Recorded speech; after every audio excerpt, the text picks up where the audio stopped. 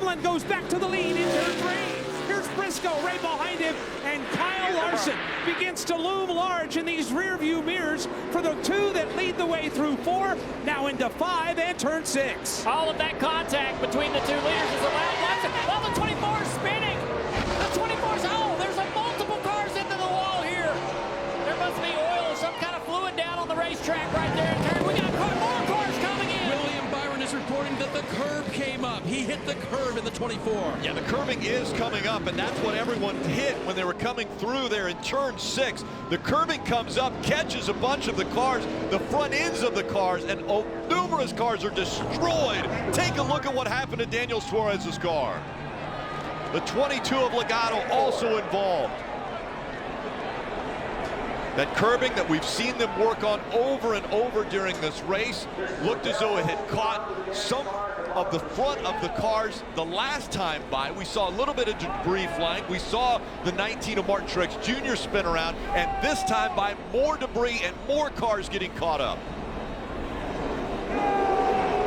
AMR safety crew immediately getting over to Joey Logano, hitting that tire barrier very hard.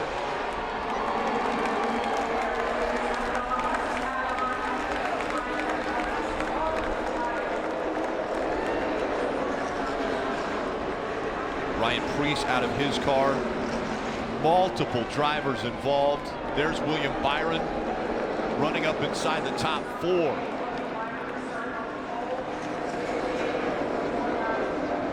Just ripped everybody's car apart. Preece climbing underneath his car to take a look at what's still underneath it. So let's take a look at some of the action. First off with Martin Truex Jr. Looks like he gets turned by the 20. You can already see some cars having trouble with that curb. And debris going everywhere. Truex gets spun around right here. He's riding on top of the roof cam.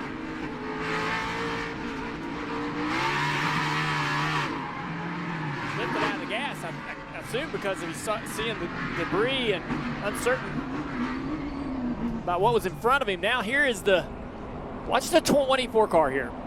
Boom, destroys the splitter. The car just spins out. Everyone behind him piles in, and it ain't over. More cars are going to come sliding into this because you're committed. Once you're committed to that kink, you can't avoid the calamity right there. Big, good angle to see how the rest of the field. Look at the 22 destroyed his car over the curb. See how the rest of these guys get piled in here. Oh, more cars getting destroyed going through turn 5 over that curb. Unbelievable. Now, Steve, I got to ask you, why would the Cup cars have more trouble with that particular curb when we didn't have this type of issue yesterday with Xfinity cars? You know, Dale, I was wondering that as we've seen them repair this curve. I didn't know if it was just wear and tear. Remember, we had an entire race yesterday with the Xfinity, and now the Cup have finally broken the parts loose. I didn't know if it was the speed of the Cup cars. I mean, when you look at, weight and sizes, look at the destruction. Just car after car jumps that curb and spins through the grass. Heavy contact with the 22. So good to see Joey Logano get out. But, Junior, you know, these cars don't have frame heights. They can run much lower. Look at the destruction at the front of that car. But I really think it's wear and tear. I don't believe that these could be any harder on it than an Xfinity car, because even though they have frame heights, they ride on the ground. So it could be that. It could just be the amount of cars over the course of the day. Rick, you pointed out, we have seen multiple times this curb be repaired today, and whatever that repair was not enough to make it through the entire race. Well, I wonder, the Xfinity guys have some rules with the bump stops they're allowed to run, limitations where it's a bit more open with the Cup Series competitors, and maybe the Xfinity cars aren't quite as low at that particular point.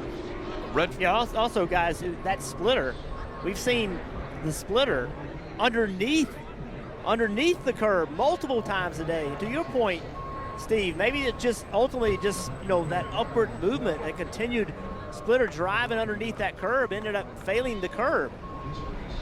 What a disaster. I mean, just. That's a metal curbing, and look how it's peeled back. These cars, these 3,400-pound cars, just tore that metal curbing and peeled it completely back. Incredible amount of damage here to the curbing. They've pulled the entire curbing out now, and they're sliding it away.